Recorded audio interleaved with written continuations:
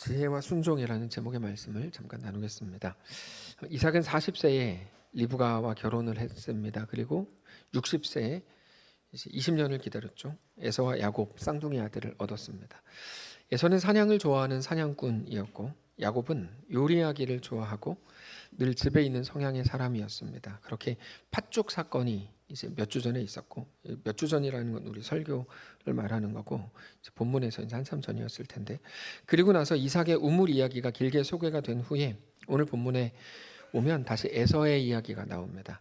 오늘 본문을 보면 이삭의 아들 에서도 이삭과 같이 40세에 결혼을 합니다. 40세. 근데 좀 특이한 건 에서가 헷족 속의 딸과 결혼을 했다는 겁니다. 여기 오늘 본문 이제 26장 35절을 보면 그들이 이삭과 리브가의 마음에 근심이 되었더라라고 되어 있는데, 이게 이제 부인을 34절을 보면 부인을 2명을 얻었다 이렇게 되어 있는데, 부인을 2명을 얻은 게 근심이 되었다는 말이 아니고 그 아내들이 에서의 아내들이 헷족 속인 것이 근심이 됐다 뭐 이런 겁니다. 그러니까 이삭의 아들 에서가 헷족 속의 딸들과 결혼한 것이 그저 당연한 이야기가 아니고 이삭의 아버지 누구죠? 에서의 아버지 이삭과 어머니 리브가의 마음에 근심이 될 만한 이야기였다고 소개하는 겁니다. 헷족 속은 이방 민족입니다. 특별히 부모였던 이삭과 리브가가 에서가 아내들을 맞이하는 과정에서 어떤 역할을 했는지 안 나오니까 모르지만 성경은 분명하게 에서가 아내를 맞이한 그 모든 일련의 과정에 대해서 이삭과 리브가의 마음에 근심이 됐다라고 기록을 하고 있습니다. 그러니까 분명히 에서가 결혼하려고 할 때 이삭과 리브가가 그냥 방관한 게 아니고 이방 민족이 아닌 친족 중에서 아내를 선택하라라고 계속 말했을 게 분명합니다. 그들이 그렇게 했던 이유는 자기들이 어떻게 결혼하게 됐는지를 잘 기억하고 있었기 때문입니다. 이삭과 리브가가 결혼하는 모든 과정은 우리가 잘 알고 있는 것처럼 철저히 순종을 통해서였습니다. 하나님께서 아브라함에게 마음을 주시고 말씀하시고 아브라함은 엘리에셀에게 말하고 엘리에셀이 이제 거기 가가지고 쭉 모든 일들을 진행한 모든 과정을 우리가 잘 알고 있습니다. 순종은 머리를 잘 쓰는 게 아니고 하나님이 이끄시는 분인 것을 알고 하나님 앞에 자기의 뜻을 꺾는 것, 그렇게 자기 마음을 모으는 것, 이게 순종입니다. 그러니까 이삭과 리브가는 그렇게 해서 결혼을 하게 된 거죠.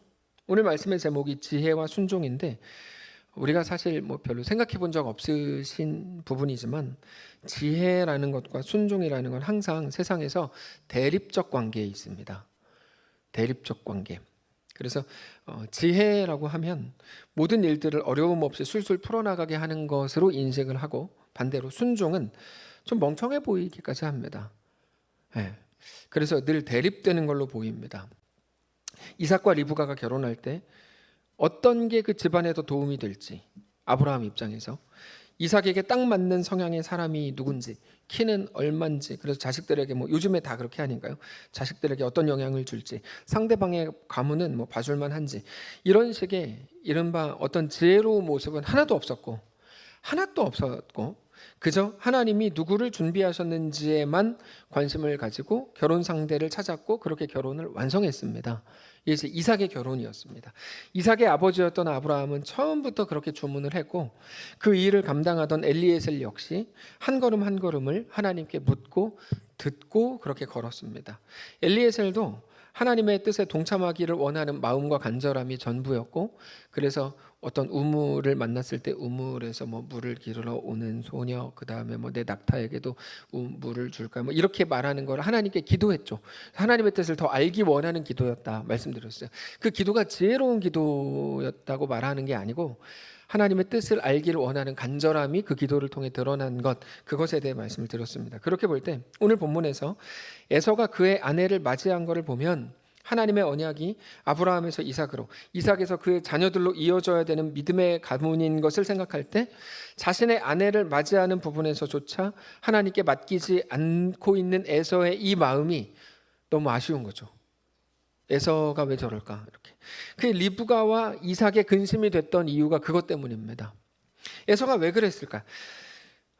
우리는 사실 성경에 나오는 사람들의 그 마음을 계속 이제 잘 많이 생각합니다.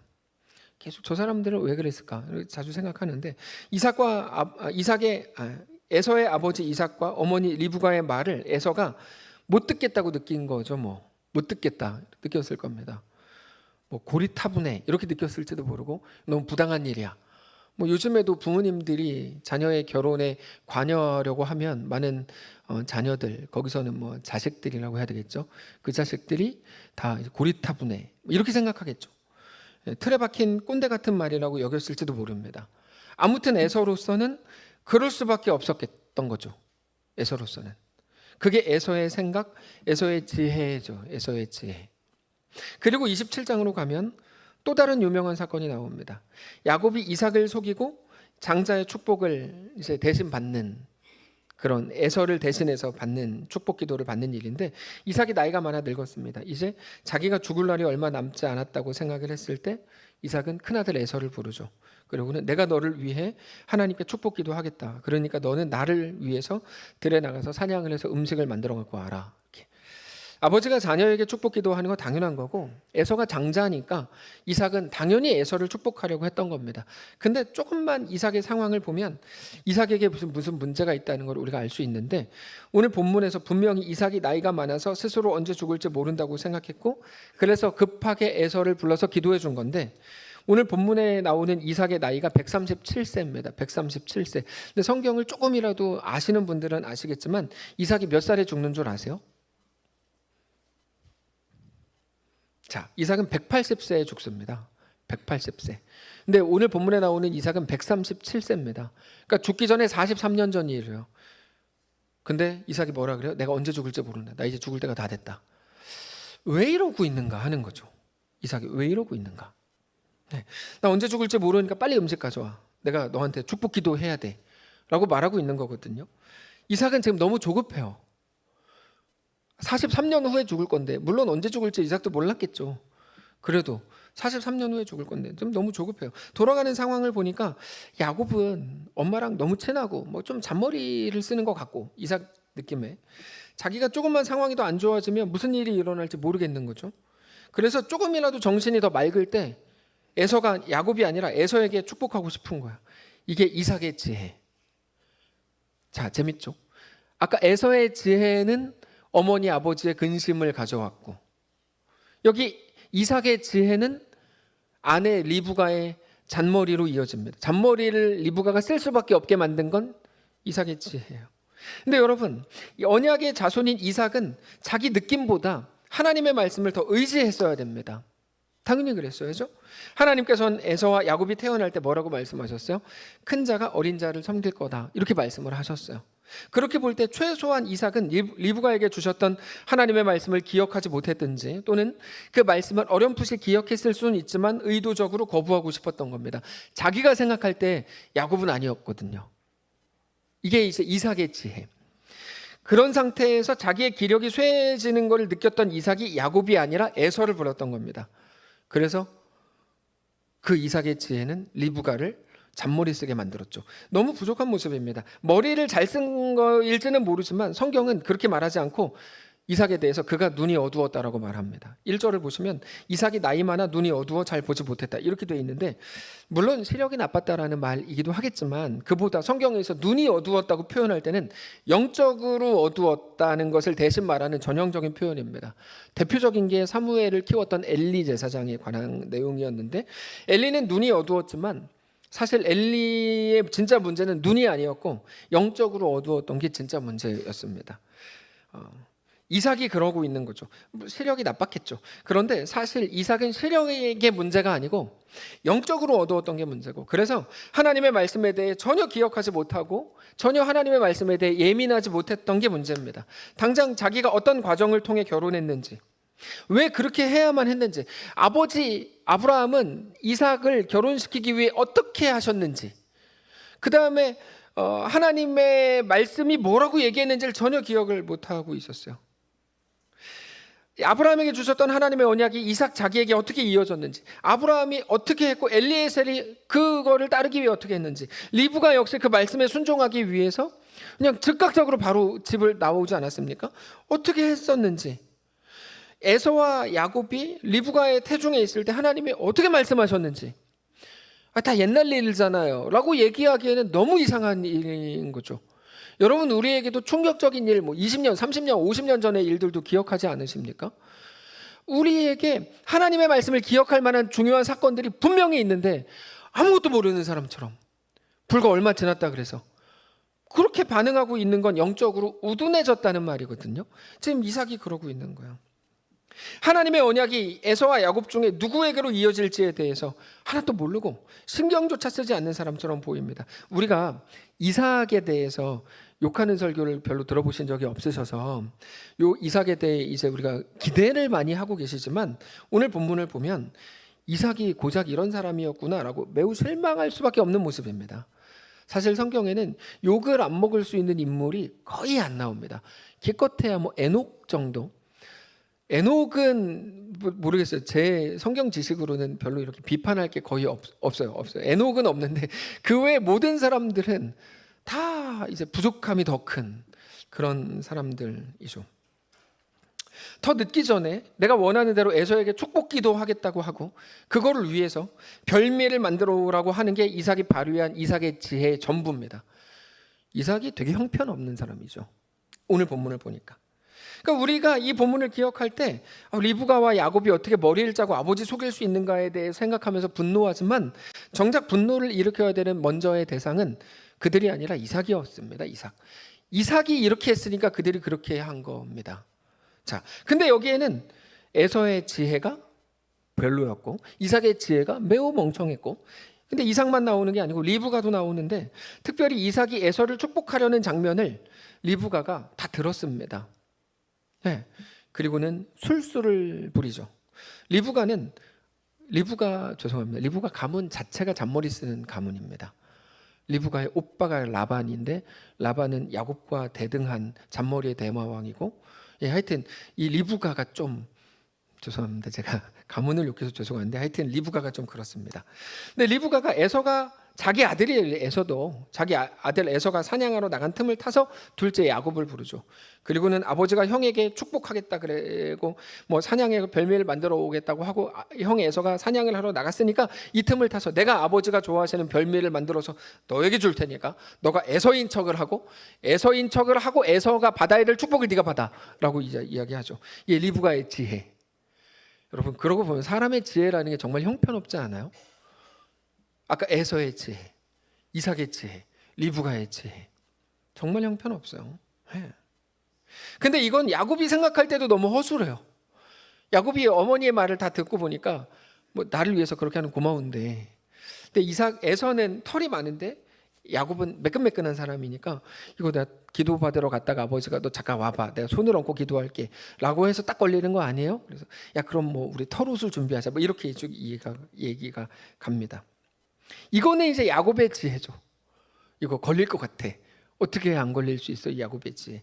그러니까 오늘 본문에는 그러고 보면 사람들이 자기 머리로 최선을 다해서 짜낸 지혜들로 가득 차 있는 거예요. 에서의 지혜, 이삭의 지혜, 리브가의 지혜, 야곱의 지혜. 그래서 우리는 막 자녀 이름 막 지혜라고. 자, 뒤쪽. 우리는 사람의 지혜가 더 좋은 세상을 만든다고 생각하지만 지금 우리가 아는 대단한 사람들 이름 뭐 생각을 그냥 속으로 해보시면 누구누구 있으실 거예요. 딱 번뜩 대단하다고 생각하는 사람, 그 사람. 그들의 지혜는 오히려 자기들만을 편안하게 하고 세상을 더 혼란하게 하고 어지럽힐 뿐입니다. 사실 사람의 지혜에는 선하고 아름다운 것이 없습니다. 그게 성경의 증언입니다. 선한 게 없습니다. 세상의 역사가 그렇습니다. 그래서 인류의 역사라고 할 때 인류의 역사가 뭔가요? 고현 집사님? 인류의 역사는 전쟁의 역사이죠. 전쟁한 역사. 전쟁은 뭔데요? 내가 죽지 않기 위해서, 내가 더 많이 갖기 위해서, 내가 뺏기 위해서 다른 사람을 죽인 게 역사의 전부죠. 사실. 근데 복음은 사람들의 잔머리와 술수로 꽉 차서 그렇게 지저분한 이야기로 끝날 줄만 알았던 그 일이 그냥 그렇게 끝나지 않는다는 걸 보여주는 게 복음입니다. 놀랍죠? 오늘 본문엔 분명히 에서, 이삭, 리브가, 야곱의 잔머리, 정말 보기도 싫은, 그래서 나는 성경을 안 읽을 거야 이런 분들도 계신데, 이게 그 보기도 싫은 내용들이 꽉 차 있는데 그것들로 끝나지 않고 하나님께서는 거기서 하나님의 이끄심과 하나님의 방식으로 그들에게 대한 하나님의 언약을 이루시는 것, 그게 복음이에요. 복음은 언제나 우리에게 그거를 말해줘요. 사람의 실력으로 그렇게 끝나도록 놔두지 않는다는 거죠. 하나님의 지혜는 그것과 다르죠. 사람의 실력이 예수님을 죽이는 거였다면 하나님의 지혜는 죽음에서 예수님을 살리셔서 죄의 대가를 예수님이 치르게 하시고 그렇게 우리를 구원하시는 것이죠. 그러니까 우리가 상상할 수 없는 방식으로 하나님의 지혜를 이루시죠. 하나님이 모든 것이 합력하게 하셔서 선을 이루신다. 이게 하나님의 지혜입니다. 우리는 이걸로 뭐를 하겠나? 저런 사람으로 뭐를 하겠나? 혹은 내 이 형편으로 뭐를 하겠나? 내 이렇게 배움이 뭐 짧은데, 혹은 내가 경험이 이렇게 없는데, 내가 이것밖에 안 되는데 내가 뭐를 하겠나? 라고 생각하지만 하나님의 지혜와 하나님의 이루심은 그럼 우리가 가진 모든 최악의 조건들을 버리지 않고 그것들을 가지고 하나님의 완전한 일들을 이루시는 거죠. 그래서 우리는 사실 기대조차 못하는 거예요. 기대조차. 둘째 아들이 집 나갔는데 그걸로 무슨 기대를 해요? 이걸로. 근데 그것을 가지고 비로소 아버지의 집을 생각하게 하고 다시 돌아와서 아버지의 아들로 새로워지는 것. 그러니까 우리 머릿속에는 사실 없는 그림들이 하나님께서 이루어 가시는 방식인 겁니다. 그래서 우리는 늘 그게 어려운 거예요. 상상이 되면 그럼 뭐 하나님이 이끄시는 대로 이끌려 가겠는데 상상이 안 되는 거죠. 우리 머릿속에 없거든요. 그러니까 상상이 안 되는 거예요. 상상이. 근데 그 하나님이 우리의 영원한 소망이 된다. 이게 성경의 증언이거든요.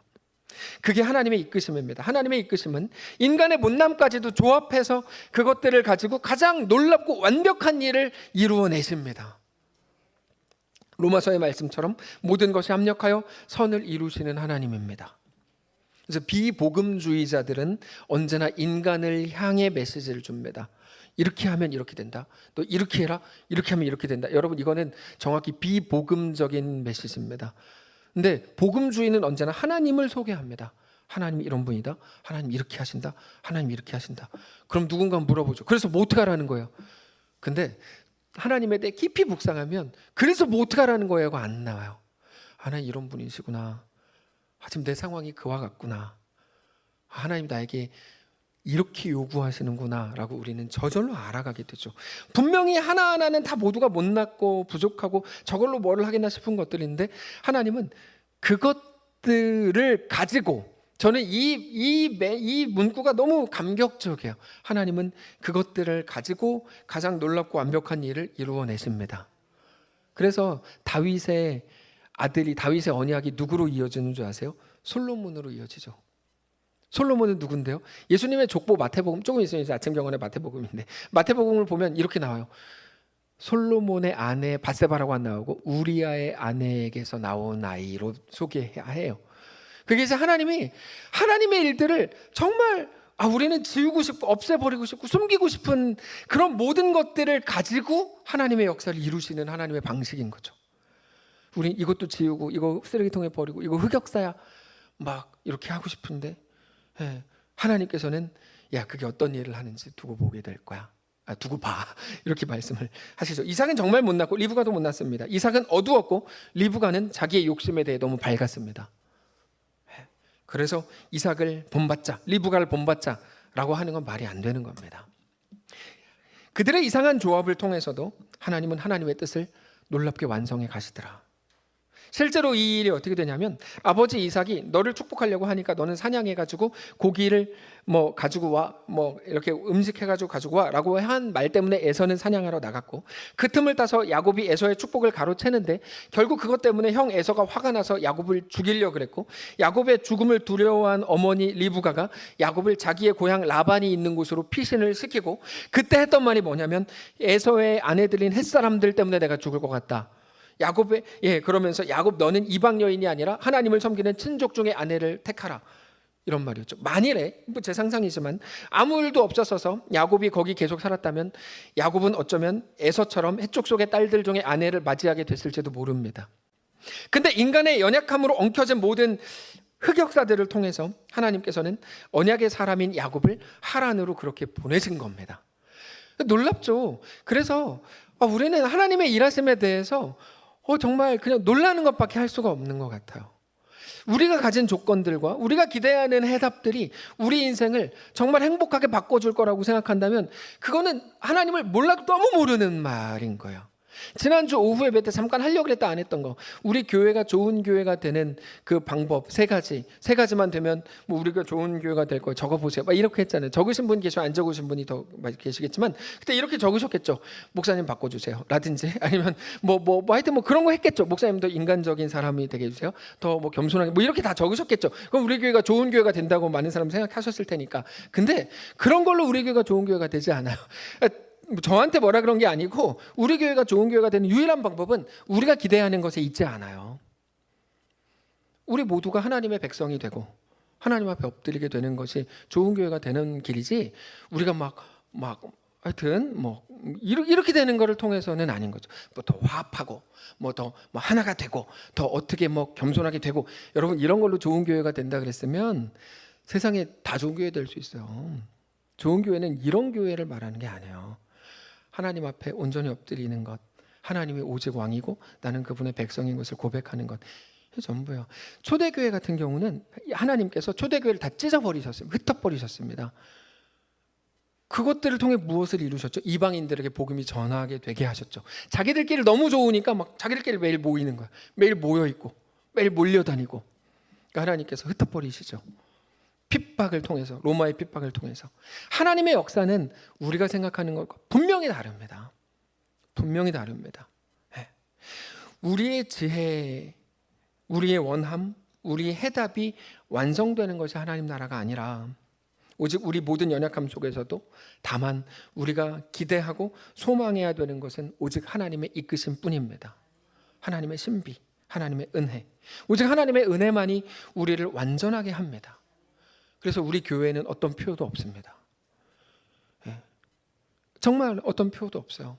그 이유가 뭐냐면 하나님이 완성하시려는 교회가 우리의 지식에 담기지 않는다는 걸 알기 때문이에요. 그거는 지금 우리 당장의 눈에 보이지 않아요. 당장 초대교회가 하나님께서 뭐 로마의 박해로 인해서 다 흩어버리실 때 그들이 뭐를 받겠어요? 이거는 하나님의 뜻이야. 우리가 흩어져가지고 복음을 전하는 하나님의 뜻이야. 그런 사람이 몇이나 있었겠어요 거기에. 그냥 죽고 싶지 않아서 도망친 거예요. 그들은 핍박이 오니까 도망친 건데 그거를 통해서 하나님 나라를 이루신다니까요. 그래서 우리 앞에 일어나는 어떤 일들도 사실은 우리 마음속에 해석되지 않습니다. 우리의 머리로. 우리는 그래서 늘 불안하고 원망을 할 뿐입니다. 네. 그러나 하나님이 이끌어 가시고 하나님이 이루어 가시는 하나님의 신비와 하나님의 섭리가 우리를 결국 가장 아름답게 완성할 것을 믿으시기 바랍니다. 그게 우리들이고 우리 자녀들이고 우리 교회고 우리의 가정일 겁니다. 실제로 야곱은 라반이 있는 하란으로 가서 레아와 라헬을 아내로 맞이하게 됩니다. 그렇게 하나님의 언약이 아브라함에서 이삭으로, 이삭에서 야곱으로 이어지게 되는 거죠. 우리는 자주 사람의 지혜와 사람의 그럴듯한 방식으로 하나님의 일을 이루어드리자고 말하는 사람들을 만나게 됩니다. 그러나 그것으로는 하나님 나라가 이루어지지 않습니다. 하나님의 이끄심과 하나님의 부르심과 하나님의 뜻에 순종하는 것을 통해서만 우리 속에, 우리 가정과 우리 교회에 하나님 나라가 임하게 될 것입니다. 사람의 지혜로는 못합니다. 그런데 그들은 여기서 말하는 그들이라고 하는 건 이제 많은 사람들입니다. 많은 사람들은 하나님 나라가 무엇인지조차 모르기 때문에 돈이 많아지고 편안해지고 감정적으로 좋아지는 것을 하나님 나라라고 착각하지만, 큰 집으로 이사 가면 여기 천국 같아 라고 하는 말을 제발 좀 쓰지 말자고 했음에도 불구하고 좋은 차만 사도 이게 천국이 아닐까라고 생각하시는데, 근데 하나님 나라는 그런 게 아닙니다. 하나님 나라는 내가 원하는 어떤 엄청난 일이 이루어진 자리가 아니라 내가 하나님의 뜻에 엎드리고 순종하는 것이 전부가 되는, 하나님이 다스리시고 나는 하나님의 백성이 되는 그것이 하나님 나라의 완성이기 때문입니다. 여러분, 우리 교회는 재정적으로 늘 부족합니다. 재정적으로 뭐 고개를 너무 이렇게 끄덕이시진 않아도 돼요. 근데 재정적으로 부족한데, 그럼 재정적으로 갑자기 막 10배로 막 뻥튀기 돼가지고 누가 이 중에 한 명이 로또에 당첨됐는데 마침 그 한 명이 신실한 그리스도인이에요. 99%는 교회를 떠나겠지. 처음에 로또 당첨됐다고 얘기 안 하고 있다가 당신 로또 당첨됐지? 그러면 이제 교회를 떠나겠지만 한 명 정도는 로또에 당첨이 돼도 헌금하고 남아있을 거라고 저는 믿어요. 한 명이 누군지는 얘기하지 않겠어요. 근데 어쨌든 만약에 그렇다 쳐요. 그럼 우리 교회가 드디어 이제 좋은 교회가 되고 천국이 되는 겁니까? 그런 게 아니라는 거죠. 그런 게 아니라는 거예요. 네. 하나님의 행하심에 대해서 우리는 자주 이해할 수 없다고 느낍니다. 그런데 정말 어떤 설명으로도 그 순간에 이해가 안 되는 게 맞습니다. 하나님 행하심이라는 게. 그래서 많은 사람들이 순종을 안 하는 거예요. 에서, 이삭, 리브가가 순종을 안 했던 이유는 그 순간에 하나님의 행하심에 대해 이해할 수 없다고 느꼈기 때문이에요. 그럼 그들은 어떻게 했어야 되는가? 그 순간에 자기가 이해되지 않고 이거는 말이 안 돼. 에서가 먼저 생각했던 거라고 말씀드렸죠. 이삭이 또 생각했고 리브가가 생각하는 그 순간 이거 말이 안 돼 라고 생각하는 그 순간에 그들은 하나님을 믿는 믿음으로 그 자리를 순종했어야 되는 겁니다. 그래서 하나님 나라는 언제나 우리에게 순종을 요구합니다. 순종은 납득이 돼서 따르는 게 아니고, 말해봐 내가 들어볼게, 납득이 돼서 따르는 게 아니고 하나님의 뜻 앞에서 내 뜻을 꺾는 것이기 때문입니다. 그리고 하나님 나라는 통치권의 문제이기 때문에 내가 하나님의 말씀에 순종하는 자로 엎드리는 것, 그것이 하나님 나라인 것입니다. 하나님 나라는 언제나 우리에게 순종을 요구하죠.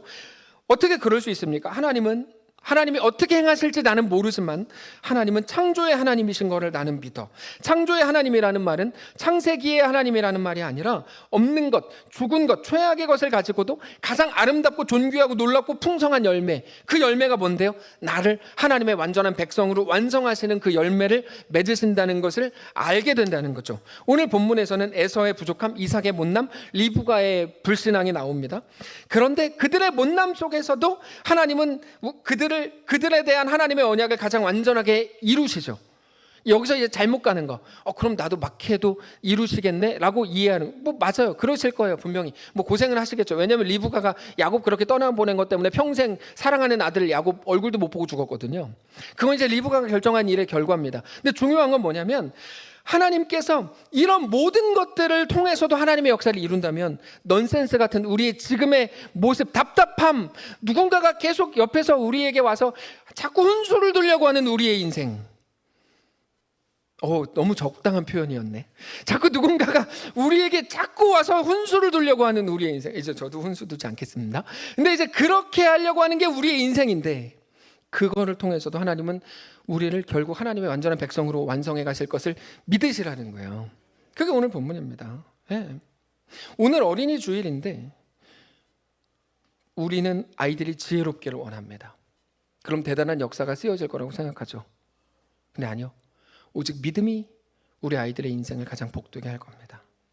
성경에서 가장 지혜로웠던 사람 이름 말해보세요. 솔로몬이죠. 네. 사실 솔로몬은 지혜뿐만 아니라 권력과 부와 영광 모든 걸 가졌습니다.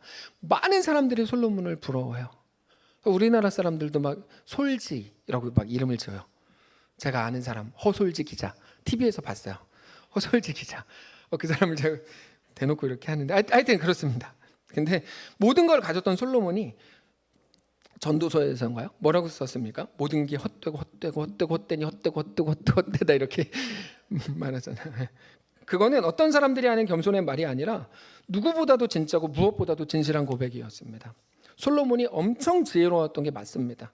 근데 중요한 건 이겁니다. 솔로몬의 지혜가 솔로몬의 순종으로 가지 않았고, 솔로몬의 지혜가 솔로몬을 살리는 길로 가지 못했습니다. 그저 자기를 위한 지혜, 자기를 더 안정적으로 만들고, 자기를 더 자랑할 것들을 만들어 놓고, 자기를 더 존경받게 하고, 자기를 더 유명하게 하기 위해서 자기 지혜를 다 썼어요. 결국 솔로몬의 지혜는 솔로몬을 망하게 했습니다. 여러분, 솔로몬은 가장 못난 왕입니다. 이스라엘 역사상 가장 못난 사람이 2명 꼽으라 그러면 1명 솔로몬, 1명 삼손. 왜 그 사람들이 가장 못난 거냐면 자기들이 가진 것에 비해서 너무 초라한 인생을 살았어요. 물론 그들 모시는 사람이지만, 그래서 굳이 얘기하자면 그들을 너무 못난 왕이에요. 특별히 솔로몬은 성전 지은 이후에는 7년 성전 짓고 13년 자기 왕궁 지으면 자기 인생은 다 나락으로 떨어졌습니다. 그래서 우리는 지혜와 순종이 같지 않다는 걸 알아야 됩니다. 순종은 하나님의 뜻 앞에서 내 뜻을 꺾는 겁니다. 그럼 지혜는 뭘까요? 여러분, 순종은 쉽죠. 하나님의 뜻 앞에 내 뜻을 꺾는 거 쉬운데, 지혜는 좀 어려워요. 왜 지혜가 어렵냐면, 원래 어려운 건 아닌데 이 세상에서 더 쉽고 더 편하게 살게 하는 능력이라고 가르쳤기 때문에 지혜가 어려워요. 지혜라고 성경에서도 쓰고 우리도 쓰지만 사실 세상이 말하는 게 진짜 지혜가 아니고 성경이 지혜에 대해서 뭐라고 소개하는가를 알아야 되기 때문에 지혜가 어렵습니다. 하박국 선지자는 바벨론이 쳐들어오는 위협 앞에서 당시의 권력자들과 사회의 지도자들이 불의를 행하고 강포를 행하고 그러면서 하나님의 뜻이 아니라 자기들의 감정과 사리사욕을 따르는 것에 대해서 너무 이제 기분이 나빴습니다. 그래서 하나님께 따지면서 묻죠. 하나님, 어떻게 이럴 수 있습니까? 이거는 아니지 않습니까? 그때 하나님께서 이렇게 말씀하세요. 내가 벌을 내릴게. 내가 악인들을 위해서 갈대아 사람 바벨론을 일으켜서 다 잡아가고 다 죽일게. 이렇게 말씀하세요. 그러자 하박국이 깜짝 놀랐어요. 아니, 하나님, 잘못한 사람들만 핀셋으로 골라서 죽여야지. 바벨론이 쳐들어오면 나라가 망하는 건데 그러면 의인들, 죄 안 지은 사람들도 억울하게 다 벌받고 죽는 거 아닙니까? 라고 물었어요. 이건 상식적으로 말이 안 되는 거 아닙니까? 라고 하박국이 물어요. 하박국은 길지도 않으니까 짧으니까 집에 가서 읽어보세요. 근데 하나님께서 유명한 말씀을 주시죠. 의인은 믿음으로 산다. 자, 이 말이 무슨 말일까요? 의인은 믿음으로 산다. 하나님의 뜻을 따른다는 건 그런 의미에서 보상과 연결되는 게 아닙니다. 하나님 말씀을 잘 들으면 너 보상받을 거야. 그렇지 않습니다. 성경을 조금만 보세요. 구약 성경을 한 번만 읽어보시면 그렇게 말 못합니다. 진리 안에서 보시면 하나님의 뜻을 따른다는 건 억울하고 당황스러운 길을 걷는 겁니다. 왜요? 의인은 믿음으로 산다 그랬죠. 근데 그때 의인은 어떤 처지에 있습니까? 바벨론이 쳐들어와서 거기서 포로로 잡혀 끌려가는 처지에 있는 거거든요. 우리는 앞을 내다볼 수 없고 결과를 알 수 없는 지금 이 순간에 그래서 순종해야 됩니다. 그러면 더 편해지고 더 좋아질 것이기 때문이 아니라 그저 내가 너와 함께한다. 내가 네 애비다. 내가 너의 왕이다. 나는 창조주다라고 하시는 하나님의 말씀을 믿음으로 아무것도 보이지 않고 결과를 전혀 예측할 수 없는 지금 이 순간에 순종하는 겁니다. 그래서 순종해야 되는 순간은 어떤 순간인가요? 우리 눈앞에 어떤 증거도 보이지 않는 때인 거죠. 그게 순종의 때임, 순종의 때. 그래서 순종은 우리에게 늘 어렵습니다. 다 보이고 지금 힘들고 인내하면 저걸 얻을 수 있다. 그러면 어렵지 않은데, 증거가 있으면 어렵지 않은데 늘 증거가 부족해요. 하나님께서 우리에게 뭔가를 요구하세요. 너 이렇게 해. 근데 뭐 하려고 그랬어요. 근데 생각해 보니까 자꾸 상황이 좀 꼬이는 것 같아요. 그럴 때 많잖아요. 네. 또 이거 해. 내가 하겠어요. 해가지고 비행기 티켓까지 다 끊어놨는데 갑자기 뭐 할 수 없는 뭐 가족이 뭐 입원을 했다나 하여튼 뭐 이런 식으로 막 뭔가 계속 막 뭐 일이 가는 거죠. 그러니까 내가 순종하기로 했는데 순종할 만한 근거가 없는 거예요. 그 증거가 자꾸 사라지는 거야. 그래서 누군가가 이렇게 말했죠.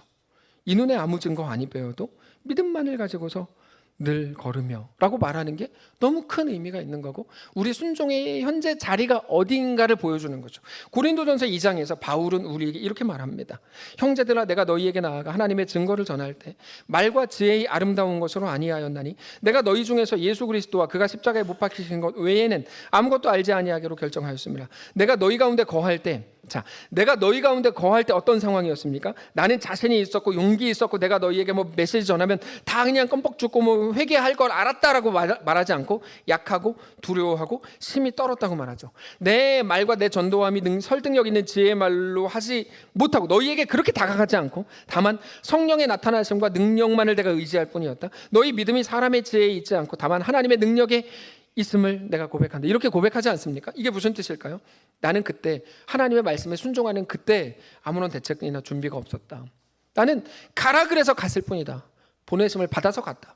그때 나는 예수님이 그러셨던 것처럼 여기서 나도 죽을 수도 있겠구나 라고 생각하고 갔다. 나에게는 어떤 길도 보이지 않았다. 이게 믿음이고 이게 순종이죠. 그러니까 누군가가 네가 그렇게 뭐 하나님께 네 인생을 드리면 네 인생 누가 책임져? 라고 교회 안에 있는 어떤 불신자들이 말하는 거에 대해서 맞다 그랬어. 그게 순종이라고 할 수 있는 거죠. 믿음과 순종이 우리의 현재가 되어야 합니다. 그리고 성경에서 말씀하시는 지혜가 정확히 그겁니다. 이삭이 자기 느낌을 따르고 에서는 그게 좋다 그러고 리브가는 아버지를 속이자 그러고 야곱은 이러다 걸리면 어떻게 하냐고 벌벌 떨고 여러분 그거는 지혜가 아닙니다. 순간을 넘기려고 하는 것이죠. 그건 지혜가 아닙니다. 왜요? 그걸로는 우리를 살리지 못합니다. 지혜는 우리를 살리는 것이어야 하는데, 그래서 세상이 말하는 지혜는 지혜가 아닙니다. 오직 순종을 만들어내는 것만이 우리를 살리는 지혜가 됩니다. 그래서 지혜는 배움과 관계가 없습니다. 지혜는 머리 좋은 거랑 아무 상관없습니다. 하나님 나에게 말씀하실 때, 내 주님, 내 아버지가 하나님이시죠, 고백하는 게 지혜인 거죠. 그걸 한마디로 하면 우리는 신앙이라고 불러요. 신앙은 그래서 억울한 거고, 여러분 그게 정상입니다.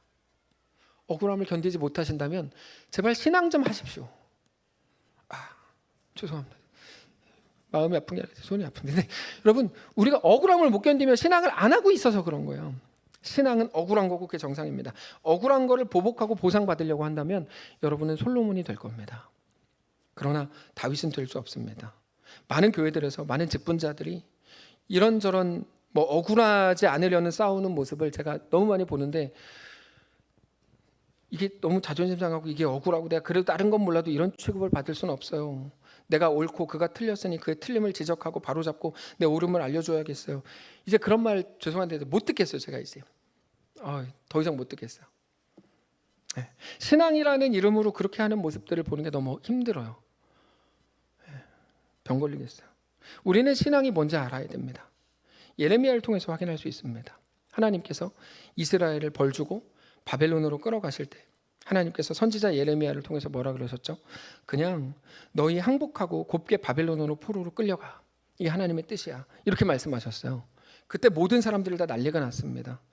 어떻게 하나님의 백성이 이방신을 섬기는 나라한테 항복을 하냐? 싸우다 죽으면 죽었지, 장렬하게 전사를 하면 했지, 우리는 그렇게 못한다. 그때 예레미야가 이렇게 말해요. 그렇지 않다. 그게 하나님의 뜻이다. 너희는 가라.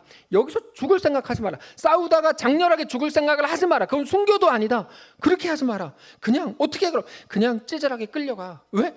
포로된 그것이 이 일을 하게 한다고 하셨어. 포로가 된 그것이 일을 하게 한다고 하셨어. 포로는 되기는 싫고 자존심은 상하고, 그래서 여기서 싸우다가 여기서 결말을 보겠다고 하지 마라 라고 하는 게 우리에게 매일같이 다가오는 시험입니다. 이게 말이 빨라가지고 못 알아들으셨을 수 있는데, 포로 되기는 싫고 자존심은 상하고, 그래서 여기서 내가 끌려가지 않고 지지 않고 싸우다가 여기서 결말을 보겠다. 근데 그렇게 우린 얘기하지만 그렇게 하지 마라고 하는 게 우리에게 다가오는 매일의 시험이라고요. 우리도 자주 미래로 나갈 힘이 없고, 그러니까 어떻게 합니까? 오늘 끝장내겠다고 하는 거죠. 끝장내겠어. 그래서 많은 분들은 어떻게 합니까? 산에 가서 소나무 뿌리라도 하나 흔들고 하나님께 끝장을 보고 와. 웃기는 소리, 죄송한데 신앙은 그렇게 하는 게 아닙니다. 근데 그렇게 하라고 자꾸 사람들이 말해왔어요. 성경을 좀 알고 하는 얘기가 뭐지? 이런 생각이 들어요. 그렇게 하라고 말하지 않아요. 성경은 뭐라고 말합니까? 오늘 결판을 내려고 하지 마라. 고민하기도 싫고 더 이상 화낼 마음도 없고 생각하고 싶지도 않고 하나님께 뭐라 그래요? 오늘 끝을 냅시다. 이런 상황을, 이런 복잡함과 답답함을 가지고 계속 내가 나가는 건 10년 동안 같은 기도하고 있는데 이거 나 더 이상 못 참겠습니다라고 말하는 건데, 그거 누가 한 거냐면 솔로몬이 한 겁니다.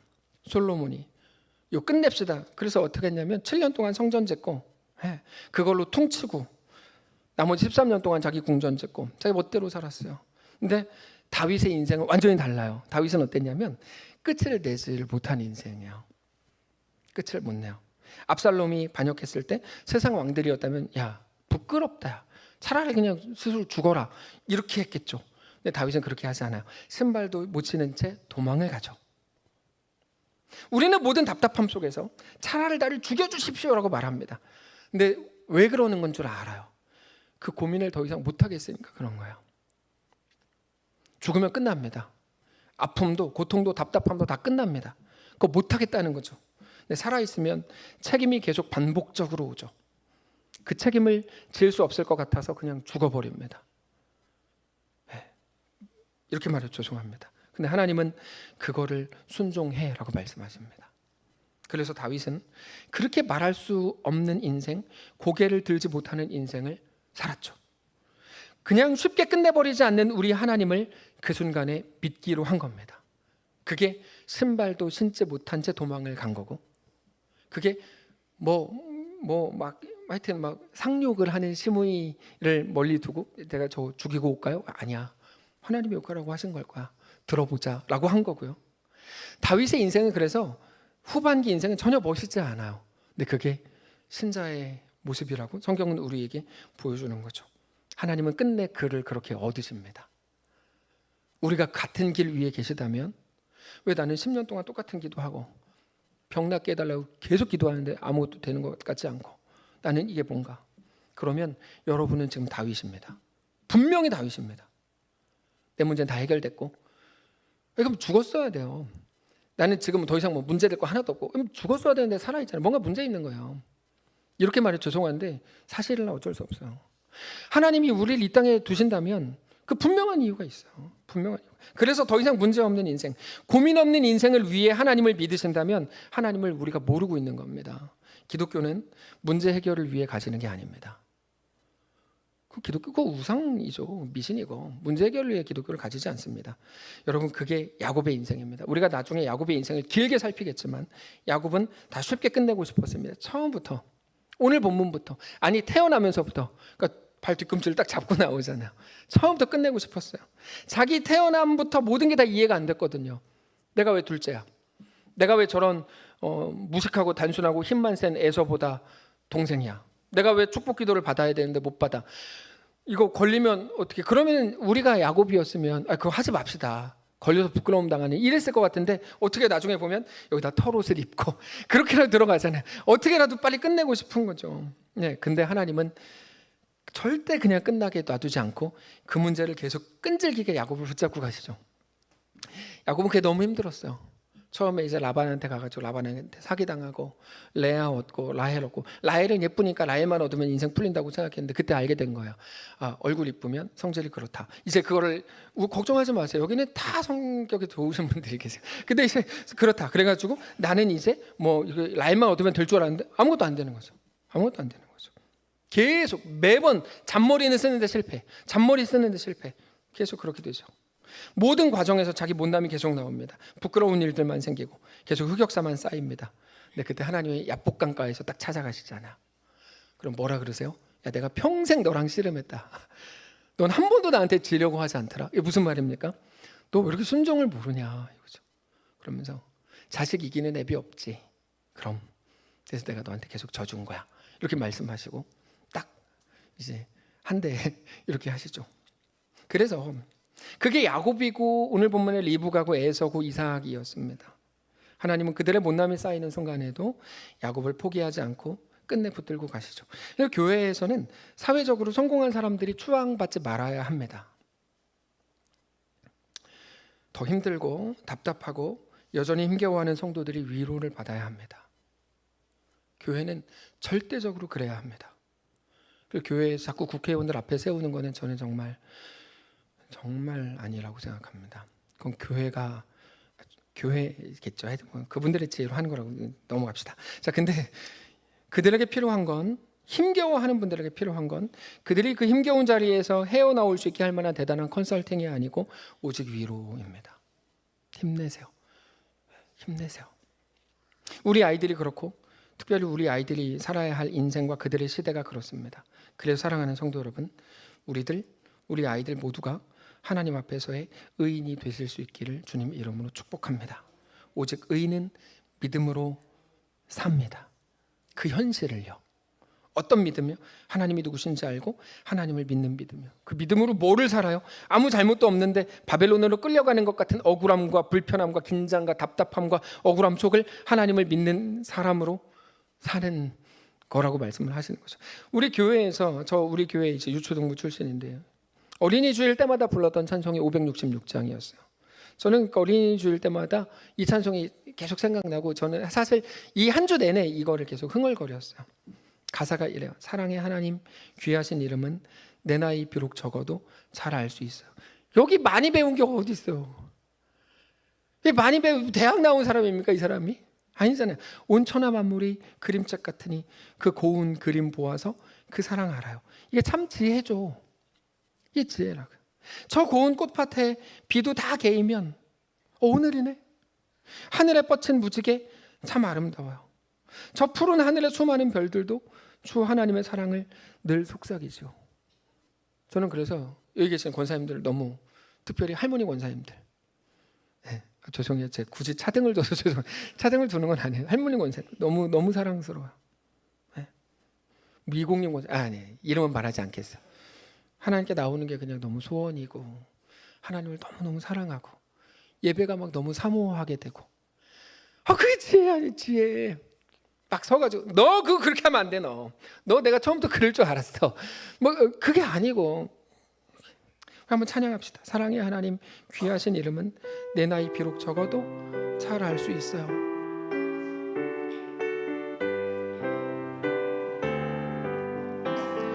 사랑의 하나님 귀하신 이름은 내 나이 비록 적어도 잘 알 수 있어요. 온 천하 만물이 그림책 같으니 그 고운 그림 보아서 그 사랑 알아요. 저 고운 꽃밭에 비도 다 개이면 하늘에 뻗친 무지개 참 아름다워요. 저 푸른 하늘에 수많은 별들도 주 하나님의 사랑을 늘 속삭이시오.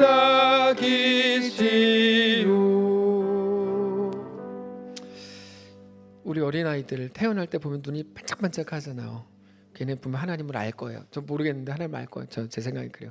근데 걔네가 나이를 들면서 세상에 막 찌들고 그러면서 하나님을 이제 모르게 되는 게 아닌가 생각하는데, 여러분, 우리는 최선을 다하지만 매 순간 실수하고 우리 실수 때문에 만들어진 참혹한 결과들을 마주하게 될 때가 많습니다. 그때 우리에게는 어떤 지혜가 필요할까요? 방금 전 고백한 그 고백 속에 하나님을 믿는 겁니다. 그렇게 하나님의 이끄심에 순종할 그 지혜가 필요합니다. 그 참 지혜, 하나님을 아는 지혜. 예. 오직 그 지혜가 우리 속에 하나님 나라를 완성하게 할 겁니다. 그렇게 하나님께 이끌리는 믿음으로 우리 오늘을 살아야 할 겁니다. 우리 인생이 오늘도 하나님의 뜻 안에 붙들려 있음을 그러므로 사랑하는 성도 여러분, 믿으실 수 있기를 바랍니다. 하나님의 은혜는 도대체 언제 오는 거야? 그 하나님의 은혜는 병 낫는 거, 경제적으로 풀리는 거, 이런 걸 텐데, 하나님의 은혜는 바벨론이 우리 눈앞에 서슬퍼렇게 서 있는 그 현장, 거기가 하나님의 은혜가 임하고 있는 자리입니다. 성경은 그렇게 말하고 있는 거예요. 이 땅에서의 상황의 변화가 아니라 하나님이 우리 아버지이신 것이 하나님의 은혜의 정점인 거예요. 그 믿음이 오늘 우리를 더 자신 있게 하고 더 의미 있게 하고 더 가치 있게 하는 것임을 깨닫고, 그렇게 하나님 나라로 가득한 우리의 삶과 가정과 교회가 되시기를 주님 이름으로 축복합니다.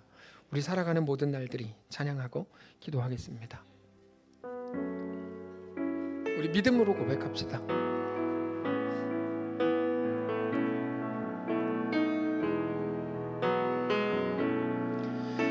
우리 살아가는 모든 날들이 주의 숨결 속에 지어졌으니 이제 모두 모여 다 주를 찬양해.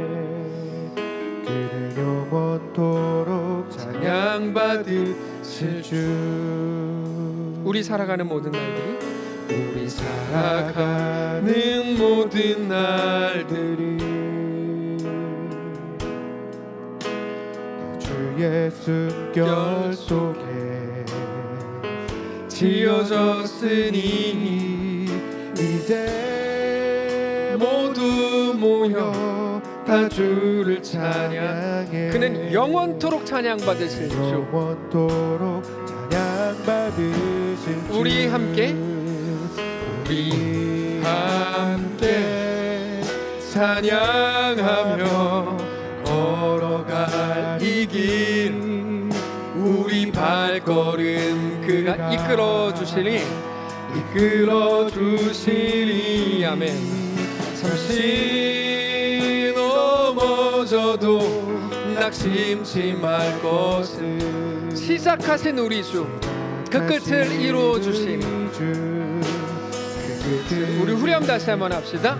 우리 함께 찬양하며 걸어갈 이 길, 우리 함께 찬양하며 걸어갈 이 길, 우리 발걸음 그가 이끌어 주시리.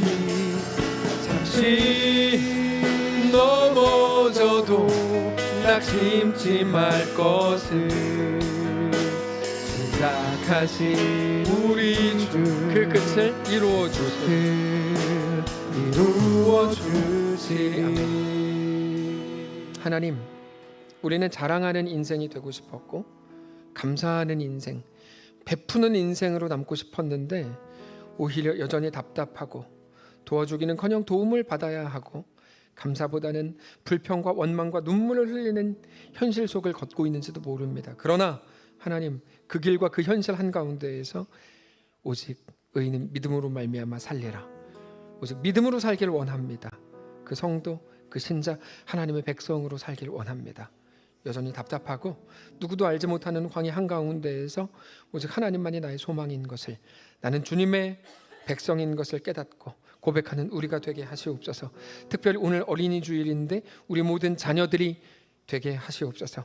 분명 우리보다 더 반복음적이고 더 하나님을 대적하는 시대를 살게 될 사랑하는 우리 아이들과 함께 하셔서 그 모든 아이들에게 성령을 부으시고 위로하시고, 그렇게 아이들이 자기들의 길을 하나님의 백성, 신자요, 성도요, 하나님의 의인의 삶을 살아내는 주의 거룩한 백성들 다 되도록 축복하시옵소서. 우리들을 그들의 부모와 혹은 후견인으로 세우셨으니 믿음으로 잘 양육하게 하시고 하나님이 누구신지 가르쳐주고, 그렇게 믿음으로 그 아이들과 동역하고 같은 길을 걷는 멋진 교회가 되게 하시옵소서. 감사드리며 살아계신 우리 주 예수님의 이름으로 기도합니다. 아멘. 이제는 우리 구주 예수 그리스도의 은혜와 하나님 아버지의 다함없는 사랑과 성령의 교통인도 역사 위로 함께 하심의 은사가 이 시간 주를 바라보며 예수와 허락된 그 길을 믿음으로 담대히 주님과 함께 걷기를 소원하는 사랑하는 모든 성도들 머리머리 위에, 큰 사고와 아픔과 여러 가지 어려운 일들 속에 있었지만 그 모든 여정을 하나님의 은혜로 지나고 그러면서 힘겹게나마 이 자리에 함께 모여 예배하는 사랑하는 모든 지체들 머리머리 위에, 그들의 자녀들 위에, 그들의 가정 위에, 사랑하는 이 교회 위에 이제로부터 영원까지 함께 계실지어다. 아멘.